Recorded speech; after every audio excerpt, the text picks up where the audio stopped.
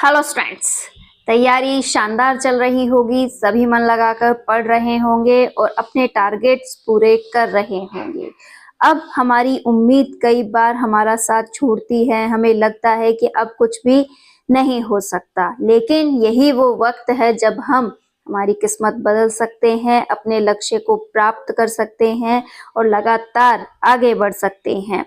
Please अब हिम्मत मत हारिएगा, एक बार हिम्मत करके कुछ दिनों के लिए इस तैयारी को एक नई दिशा दे दीजिए। आपकी जीत निश्चित है। हारा वही जो लड़ा नहीं। आपको लड़ना होगा, 100% लड़ना होगा और आपकी जीत भी निश्चित करनी होगी। स्टूडेंट्स, जो टारगेट्स आप लोग बना रहे हैं उन टारगेट्स को अब दुगना कर दीजिए। लगातार अपने टारगेट्स पे विचार कीजिए कि कैसे मुझे टारगेट्स पूरे करने हैं, कैसे मैं इन टारगेट्स को दुगना करूं, कैसे अपने रिवीजन को सुपर फास्ट बनाऊं, क्योंकि जो भी होना है इन्हीं दिनों के अंदर होना है। अब तक की तैयारी तो हर किसी ने की है, लेकिन ये वो वक्त होता है जब कई लोग तैयारी से अलग हो जाते हैं, कई लोगों से अच्छी तैयारी नहीं होती है और जो इस समय तैयारी को बहुत अच्छा कर लेता है वही जीत हासिल कर लेता है। तो अगर आप भी अपनी जीत को सुनिश्चित करना चाहते हैं तो अपने मन से किसी भी प्रकार की जो भी दुविधा भरी बात चल रही है उसे निकाल दीजिए। जो होगा सो होगा, लेकिन अब वो वक्त है जब तैयारी शानदार होगी। दूसरा काम आपको ये करना है कि जितने भी भटकाव आ रहे हैं उन भटकावों से बचिए, अपने आप को पढ़ाई की ओर ले जाइए। कि जितनी भी सुख सुविधाएं आपको आकर्षित कर रही हैं कि मुझे ये सब कुछ कर लेना चाहिए, मुझे यहाँ पर समय खर्च करना चाहिए, वो सभी बातें भूल जाइए और पूरी तरह से पढ़ाई की ओर समर्पित हो जाइए। आप में से बहुत से स्टूडेंट एक कमेंट कर रहे हैं कि मैम ऐसा लग रहा है जैसे कुछ याद ही नहीं है, इतनी तैयारी जो हमने की है उस पर विश्वास नहीं बन पा रहा है। देखिए, ऐसा हर किसी के साथ होता है जब लगता है कि अब कुछ भी याद नहीं है, सब कुछ भूल से रहे हैं, लेकिन ये रियलिटी नहीं है। हमें सब कुछ याद है। जब उसका क्वेश्चन हम सॉल्व करेंगे तो उससे रिलेटेड तथ्य हमारे सामने आएंगे और हम बहुत अच्छे से अपने क्वेश्चन का जवाब भी दे पाएंगे।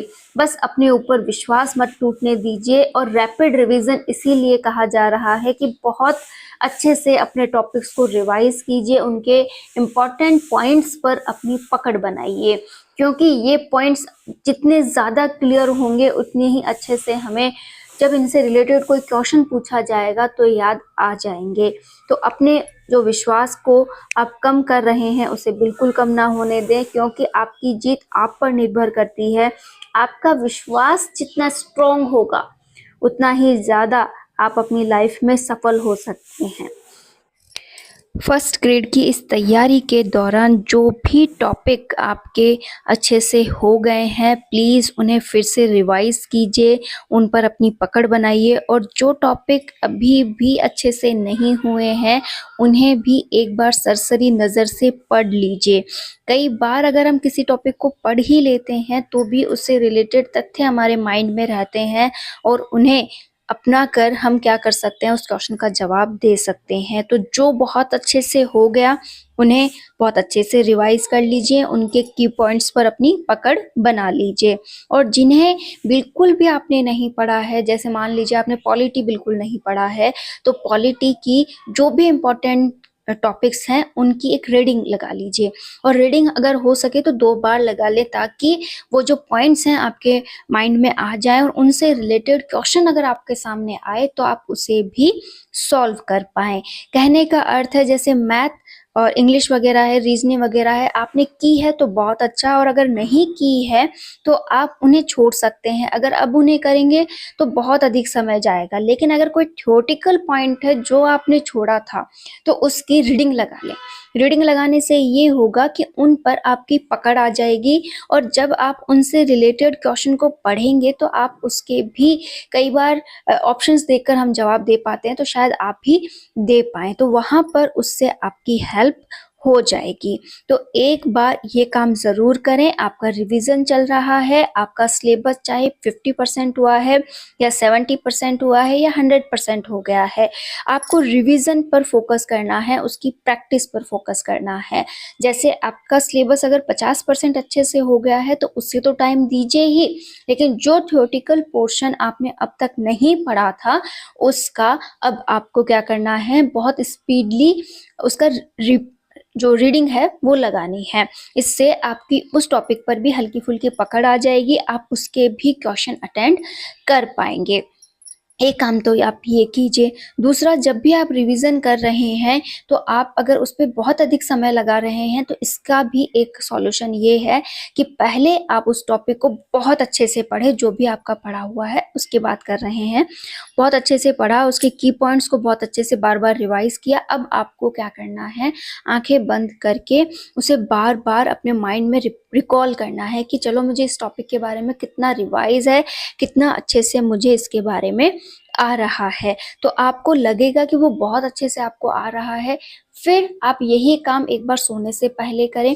तो 2-3 बार अगर इस चीज़ को आप रिपीट करते हैं तो वो टॉपिक आपको बहुत अच्छे से आ जाएगा, आप उस पर अपनी पकड़ बना लेंगे। तो आज आपको 2 प्रकार से पढ़ाई करनी है। जो भी टॉपिक आपके चल रहे हैं, जिनका आपको अच्छे से सॉल्यूशन मिल गया है, आप जिन पर अपनी पकड़ बना चुके हैं, उन्हें तो आप रिवीजन करेंगे ही, लेकिन जो थ्योरेटिकल पोर्शन के टॉपिक्स आपने अब तक छोड़े हैं उनकी भी रीडिंग मारना स्टार्ट करेंगे। और वो भी वो टॉपिक्स होने चाहिए जिन पर क्वेश्चन बनने की संभावना अधिक होती है। इससे आपका समय भी बचेगा, स्मार्ट स्टडी भी होगी और आप पेपर में क्वेश्चन सॉल्व करने के लायक हो जाएंगे। तो कई बार हमारे पास ये छोटी छोटी ट्रिक्स ही वो होती हैं जिनसे हमें विजय मिल जाती है कि चलो हम इसमें अपने पेपर को अटेंड कर पाए, पेपर अच्छा कर पाए और हमारी जीत भी सुनिश्चित कर पाए। तो आप भी इस दिशा में ज़रूर आगे बढ़ें। बस ये मन में ना लाएं कि अब 50% ही हुआ है तो मेरा क्या होगा। ये वाली बात अगर आप लेकर बैठे रहेंगे तो जो 50% आपने किया है उससे भी आप अपना विश्वास खो देंगे। तो अपने ऊपर विश्वास कीजिए। जो भी आपने किया है उसमें तो अच्छा करना ही है, लेकिन जो आपने अच्छा नहीं किया है आप उसमें भी अच्छे हो सकते हो। लेकिन रीडिंग पूरे मन से लगाइएगा, पूरे ध्यान से लगाइएगा और जो भी अंडरलाइंस पॉइंट आपने किए हैं उन्हें 1-2 बार अपनी आंखों के सामने निकालिए, मतलब उन्हें 1-2 बार पढ़िए, याद कीजिए, तो आपको उसमें भी अपनी पकड़ महसूस होने लगेगी। लेकिन छोड़ने की कोशिश बिल्कुल ना करें कि आपने 50% करके 50% सिलेबस ही छोड़ दिया, तो हम कहाँ से उम्मीद कर सकते हैं कि हमारा भी कुछ हो सकता है। तो आपको ये काम तो ज़रूर करना है। दूसरा काम आपको ये करना है कि अब जो नर्वसनेस हो रही है जिसकी वजह से जो आप पढ़ते हैं वो भी आप अच्छा नहीं कर पा रहे हैं, तो प्लीज़ उस पे कंट्रोल कीजिए, क्योंकि नर्वस होने से भी हमें कुछ नहीं मिलने वाला, लेकिन जो हमने आता है उस पर भी अपना जो विश्वास है उसे हम खो देंगे। तो प्लीज़ ये नर्वसनेस बिल्कुल छोड़ दीजिए। जितना कम भी आप पढ़ पा रहे हैं वो भी आपके लिए अच्छा हो सकता है अगर वो भी विश्वास और अपने फुल कॉन्फिडेंस के साथ पढ़ा जाए। तो आप ये काम ज़रूर करें। हारना बिल्कुल नहीं है, अपने मनोबल को बिल्कुल नहीं तोड़ना है। जितना भी आप कर सको बहुत अच्छा करना है, आप कर सकते हैं, आप 100% कर सकते हैं। क्या पता कामयाबी आपके साथ चल रही हो और आप ही अपना साथ छोड़ रहे हों। अपने ऊपर लास्ट पॉइंट तक भी आपको विश्वास नहीं खोना है। फर्स्ट पेपर देने जाओ, चाहे कितना भी आपको आए, चाहे कितना भी आपको नहीं आए, लेकिन उस वक्त भी आपको आपके विश्वास को बनाए रखना है कि मेरा अच्छा होगा और होगा। आपने जितना भी पढ़ा है उसी में से क्या पता आपका पेपर आ जाए, आपका भी पेपर अच्छा हो जाए। अंतिम समय तक हमें क्या करनी है, अपनी इस सोच को पॉजिटिव बनाए रखना है कि बहुत अच्छा होने वाला है। आप अपनी तैयारी को एक अच्छी दिशा दीजिए, अच्छे से उसे पढ़िए। जितना भी आप इन 15-20 दिनों में कर सकते हैं उतना तो बहुत अच्छा कर लीजिए।